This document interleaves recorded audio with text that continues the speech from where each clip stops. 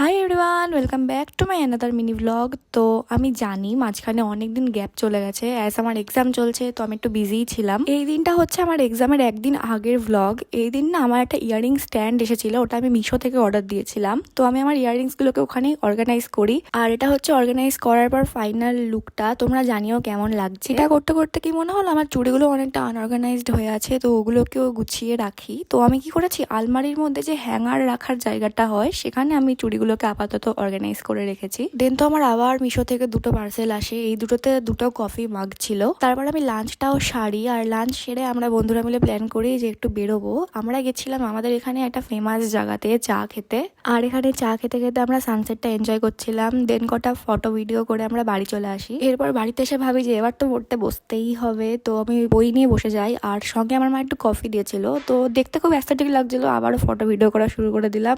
যাই হোক, এরপর আমি অ্যাকচুয়ালি পড়েছি। তো তোমাদের ভিডিওটা কেমন লাগলো অবশ্যই জানিও।